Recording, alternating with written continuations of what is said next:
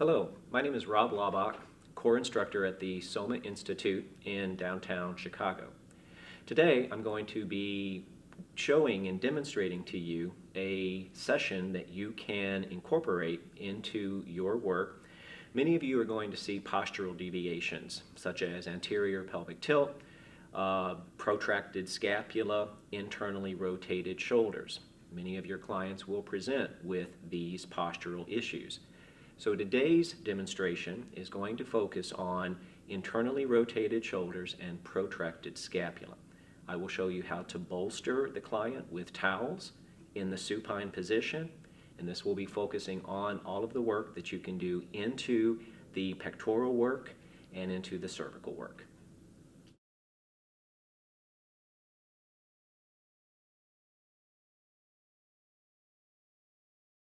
Once I've placed the towel underneath the client's spine, I'm going to undrape each arm.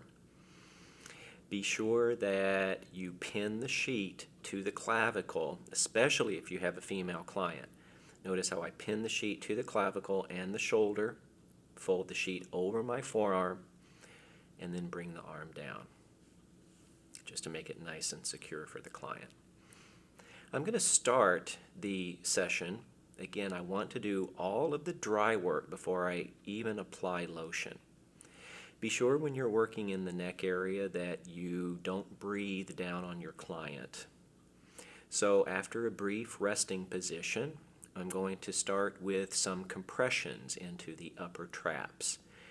Some people do an open palm, but that can hyperextend your wrist. So I'm actually using a loose fist. My thumbs are pointed at the ceiling, and I'm just leaning my body weight back and forth as I push towards their feet. After some initial compressions, I'm going to start with a pincer grasp technique into the upper traps. So my fingers are sliding underneath their traps and my thumbs are on top of the trap. And I'm just gently pincer grasping the tissue, and then I lean back and pull the tissue towards me. Again, I'm just warming up the upper back and neck area. After I use a pincer grasp technique, I incorporate what I call sort of a rope pulling technique on the back or the posterior neck. Your hand will completely go underneath their neck. Your fingers and thumbs will squeeze together, and you'll slowly pull back. So you'll notice I kind of bring my hands up so that you can see what I did.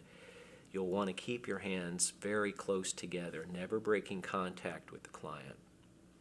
So again, the hand goes completely under the neck, and then squeeze your thumb and fingers together and slowly pull up the side or the back of the neck. So I want to do all of the work to warm up the traps, warm up all of the musculature on the posterior neck. Once I'm done with that, then I will start the dry work on the pectoralis major, where I'm going to really focus most of my work. So the technique here is called retrograde. You'll notice that I get in a nice lunge. I place my relaxed hand on the opposite side of the chest. I'm going to start the technique out on the lateral shoulder because that's where I eventually want the tissue to move towards. So the idea here is, you'll notice my pinky is also next to the sheet. I take all of the slack out of the tissue first. I move the skin away from me until it stops. I apply some pressure and then slowly wait for the tissue to move out on its own. This technique you have to be very patient with. And also when you get out near the deltoid and out near the coracoid process and the acromion process, you'll want to lighten your pressure right at the end of the technique so that you're not pushing down directly on the bone. Each time I start this fascial technique, I'm moving closer and closer to the client's sternum. So you'll remember that I started my hand laterally out near the shoulder, and as I've moved towards the sternum, I keep moving medially and then pushing laterally. Remember that pectoralis major is an adductor and an internal rotator of the shoulder. So basically, I'm pushing the tissue in the opposite direction. To the client, this should feel like a stretching and pulling of that tissue. It shouldn't necessarily be uncomfortable. You'll notice I have a male client, and if there is a male client, there might be the possibility of hair, so you'll want to move maybe a little bit slower. Once I've done that retrograde fascial technique, I'm going to do a technique called C-bowing onto the pecs. So I bring the shoulder out away from their body, and I place my inside hand on the pec tissue, and I do this kind of torquing technique. Notice how my fingers start out pointing at their hand. I slowly bring their arm up, and the hand that is on the pec is slowly twisting the fascia as well. Again, you must move very slow here.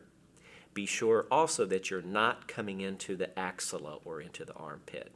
So I apply the pressure, slowly bring the arm up, and slowly twist the wrist that is laying on the pec. Now I've laid the arm down, and I'm simply going to pincer grasp the entire muscle belly itself. So my thumbs are basically inside the armpit, and my fingers are on top of pectoralis major. I just gently grasp the muscle and slowly pull the muscle towards me. Another option here is to grab the muscle belly again between your thumb and fingers and slowly bring the arm up. Again, the idea here is I'm really opening up, warming up the fascia in the pec, getting rid of fascial restrictions in that particular muscle. Once I've finished one side, then I will directly move to the other side. Again, I'm doing all of the dry work before I add lotion. Again, I get into a nice lunge. The hand that is not doing the fascial technique, you'll notice, is on the shoulder next to me. You can kind of place some weight on that shoulder to keep it down, keep it in place. Notice my head, I'm not looking down. Remember, there's no reason for you to look down at the client. Keep your head up. Practice good body mechanics all the time. So I started my palm laterally out near the shoulder. Now, most of this technique is coming from your palm. It may look like the fingers are doing some of the work as well, but the fingers actually are just relaxing on the tissue. It is really everything coming from my palm. So again, the skin has a lot of elasticity in it. You push the tissue until the elasticity is gone, until you take the slack out of the skin, apply your pressure, and then again, practice patience, and slowly your hand will start to move across the tissue. Each time I'm moving my hand medially closer and closer to the sternum as I work. Again, the idea here is if I started pushing the fascia by the sternum first, it might all bunch up out near the shoulder. So I want to relax the tissue on the lateral side and then slowly work my way in towards the sternum. After a couple of my retrograde techniques, I'll move to the other side of the table. Notice how I kind of kept contact with the client on their shoulders as I went around the table. Bring their arm up. Place the inside hand on the pec. Notice my fingers are pointing at their hand. Slowly start to bring the arm up. You'll notice that my hand on the pec muscle is slowly twisting so that my fingers end up pointing at his face. Then release the pressure, put the arm back in position, slowly push down on the pec, bring the arm up, and twist that inside hand on the fascia. Then I can lay the arm down. Notice how my thumbs go into the armpit. My fingers are on top of the muscle. Gently squeeze and just lean back. I'm not really pulling so much, I'm just using my body weight to lean back and open up the fascia. My thumbs stay in that armpit. I can use one hand now, grasp the belly of the muscle, and slowly bring the arm up. Again, you don't want to move fast. If you move fast, it might be uncomfortable for the client. But if you move very slowly with good intent, this technique should feel fine for the client. Just move nice and slow. So you'll notice that I've done dry work for the neck, for the upper back, shoulders, and for the pectoralis muscles before I even start work with lotion. Now that the fascial work is done, I'm going to incorporate lotion into the treatment. Be sure that you warm the lotion up, and now I'm just going to start using soft tissue manipulation. I'm going to incorporate effleurage and petrissage into this region. You may have noticed that I placed the client's arm in external rotation. So right now their palm is facing the ceiling. They are in internal rotation. That's what we may have seen during your posture analysis. So I want their arm in external rotation. So I did open palm effleurage to begin with, and I've transitioned into a little bit of a deeper technique using loose fist effleurage. And again, I'm starting by the sternum this time, and I'm just following the pec fibers. If you want to get more specific and a little bit deeper, now I'm using finger pad effleurage. So now my palm is not touching the skin. I'm really using a reinforced finger pad effleurage to really sink in to those different fibers of the pec muscle.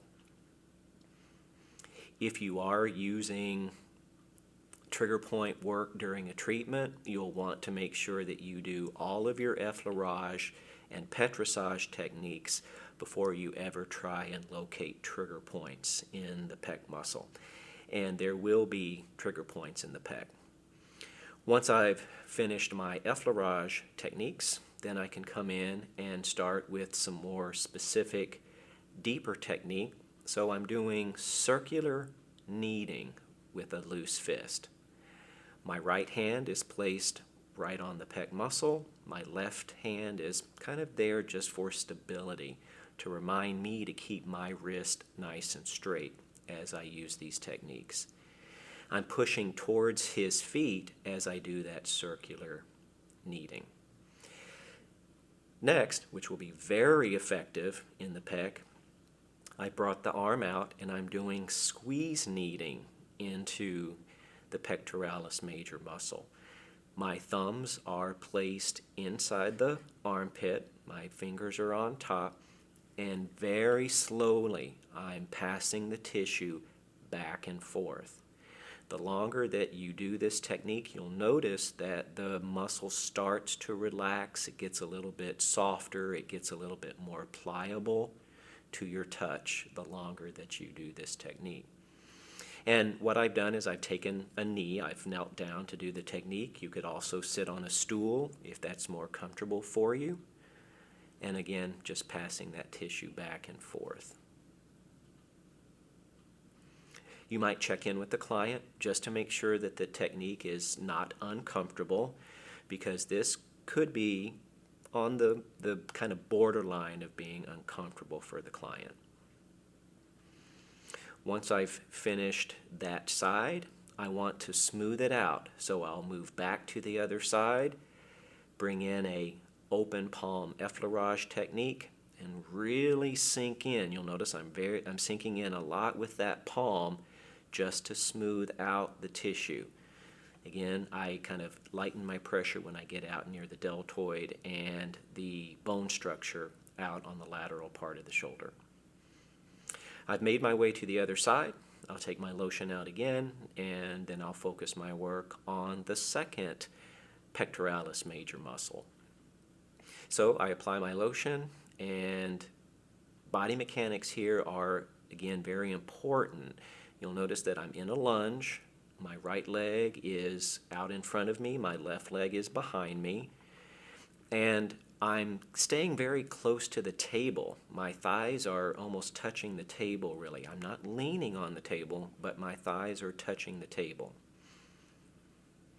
So with this effleurage technique, it's not necessarily slow. It's not the fascial technique anymore.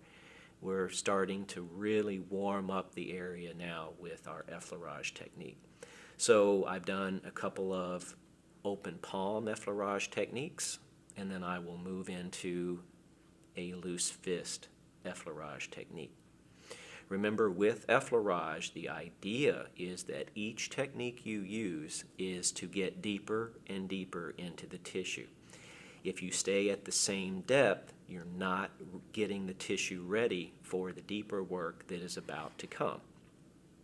So open palm, loose fist, and then finally I come into that finger pad effleurage again, and very specifically stripping through the different muscle fibers of pectoralis major. Remember that the pec muscle attaches to the medial portion of the clavicle and to the sternum. So be sure that when you're addressing pectoralis major that you follow all of those different sets of fibers. If you have a female client, it might be best for her to bring her opposite arm over and hold her breast tissue down for you to incorporate all of these techniques into that area. After my effleurage techniques, I will bring in my petrissage again, and I lean into the pec, kind of pushing down towards their feet and doing very small circular techniques into the pec muscle. Remember to keep your wrist straight when you're working. You never want to have your wrist bend back. I'll bring the arm out away from the body, kneel or sit, and then incorporate that squeeze kneading technique into the pectoralis major. My thumbs are in the armpit or axilla, my fingers are on top, and just pass that tissue slowly back and forth. You know, again, if you want to periodically check in with your client, just making sure that it's comfortable, because this treatment, this technique can be somewhat uncomfortable if there is a lot of adhesion, if there are trigger points in the pec. So it might be good just to make sure that you are checking in with your client. Again, this session, this treatment that can usually be done in about 35 to 40 minutes is a very corrective therapeutic session. This is not a lot of times what we think of as relaxing wellness massage. We are trying to achieve some corrective work here. We're trying to improve the client's posture. So keep that in mind when you're working, that everything you're doing is for that purpose, is to make the posture of the client improve. What muscles do you want to relax? What muscles might have trigger points? What muscles need to maybe be stimulated at that point? So finally, to end the pec work, I will go to the other side and smooth out the second side of the chest that I was working on. It's always good just to end with an effleurage technique to smooth the area out, flush the area out as well. Once I've finished all of the pec work, I want to focus a little bit into the posterior neck. What normally will happen with rounded shoulders, protracted scapula, internal rotation, is that the client may also present with forward head carriage, meaning that the upper cervical muscles, the upper cervical region, will be in extension. So I'm going to do a little bit of cervical work at this point. I've applied some lotion on the back of the neck, and then I can also kind of address the pec a little bit as well. I'm scooping my fingers up the back of the neck towards the occiput. Now I'm doing a little bit of that rope pulling technique. Now that you have lotion on, this is not dry work anymore, you can start to really sink into the tissue a little bit more. To work on a specific side of the neck, what I will do is slowly move my stool to one side, bring the client's head towards me, and then I'm cradling his head in my left palm and on my forearm. The idea with effleurage here is that you lean your body out away from you. You're not really pushing with your shoulder at all. I start my palm underneath the mastoid process right behind the ear. After I've done some techniques with open palm effleurage, I can change to a loose fist effleurage if I feel that I need to get a little bit deeper into that musculature on the side of the neck and in the back of the neck. We're following same protocol as we would anywhere else. After effleurage techniques, I'm going to start with some thumb pad circular kneading. So a good kind of landmark is to find the mastoid process with your thumb, come down about an inch, sink in around the TVP, the area of the TVPs where the scalenes are, right around where levator scapula would be, and incorporate. You'll notice that to make this technique happen, I'm using my body, I'm using my torso as I lean forward and I lean back, as I lean forward and as I lean back.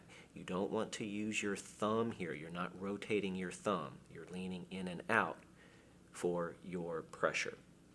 And you can incorporate that circular thumb kneading from the mastoid process down the side of the neck all the way into sort of that triangle that's formed by the upper trap, the clavicle, and the sternocleidomastoid muscle. And it's very appropriate to work right into where the scalenes are. The scalenes will have probably some hypertonicity in them as well. After I've done some specific work, I'll smooth that side out. I smooth this side out. Again, coming back in with open palm effleurage. Notice how I move my stool and the client's head sort of back to that center position. And something that I like to do is not take the client's head all the way to the other side after I've worked on one specific side. So I kind of have a transition. I will incorporate some pincer grasp techniques, slide my stool to the other side so that I can address the second side of the neck. Again, the back of his neck is resting on my right hand and a little bit on my right forearm. I use open palm effleurage to begin with. I lay my palm just under the ear, just under the mastoid process. And again, it's all about body mechanics here. I don't push necessarily with my arm at all. It's just a matter of placing the tool and leaning out away from my body, leaning out as my hand travels. Be sure with your effleurage techniques here on the side of the neck that you do not go over the clavicle, because that would be uncomfortable. So I've done open palm effleurage, I've done some loose fist effleurage to warm the area up. Then it's time for me once again to do some specific work into the lateral side of the neck. You'll notice again that I'm leaning in and out with my body. I'm not using my thumb, I'm not rotating my thumb joint. My thumb is being still, and the circular pattern is coming from me leaning in and out with my body. And as you do these techniques, don't just go through the motions of doing the techniques. Be very mindful of what you're feeling. You know, a lot of times when you close your eyes, for example, your hands become a lot more sensitive to what you're feeling. You'll notice also that I'm being very mindful of not breathing down on the client because I'm working in a really close proximity with my client right now. It's important not to breathe down on them. So I again have worked on the side of the neck with the circular kneading technique, starting just below the mastoid process and moving down into that triangle, kind of that cervical triangle, right where the scalene muscles are. Once I've done my specific work, I again will finish with an open palm effleurage, lean forward and smooth out the area.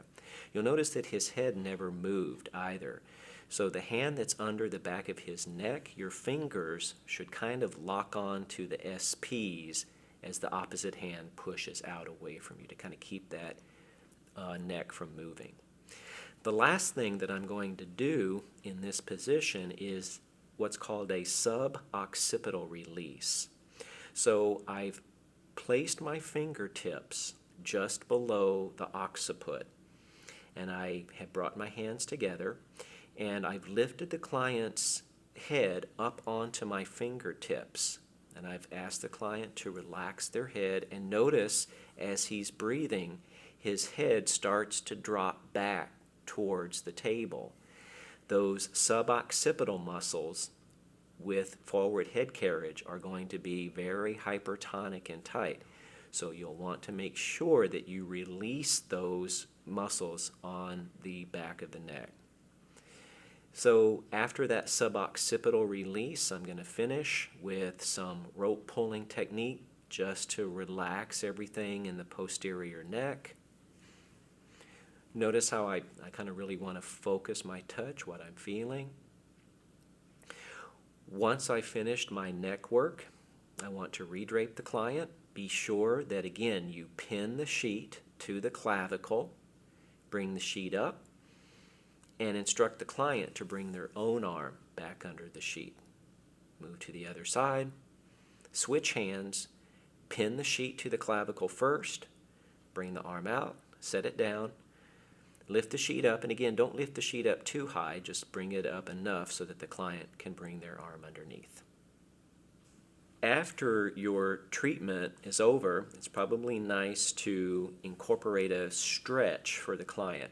So you're going to bring their hands up behind their head. Make sure that their head stays forward. It's not moving into flexion. Place your hands underneath their arms, kind of right around their elbow, and gently lean back, pulling their arms towards you. This is a good stretch for the pectoralis major muscle. So after that very specific work that you've done on the pec, this would be a nice way to stretch that out for the client. Be sure that you use a hip. You've kind of placed a hip next to them. If you would like to do some stretches to the side of the neck, notice that I'm holding his right shoulder down with my right hand. My left hand comes over to that side of the neck, and I simply move his head into lateral flexion. Notice that I bring the head up with both of my hands. I don't want the client to bring their head up after the stretch. Be sure that you do the other side. My left hand holds the left shoulder down, and I slowly bring the head into lateral flexion. Instruct your client to breathe, and then bring the head back to center as well. So that was a demonstration on how to treat protracted scapula and internally rotated shoulders. Again, you will, as a therapist, be introduced to many types of postural deviations, and this is one that you will see quite often in your practice. So I hope that this will come in handy or be a benefit to you when you are practicing your techniques. For more information on these and other instructional videos, please visit soma.edu.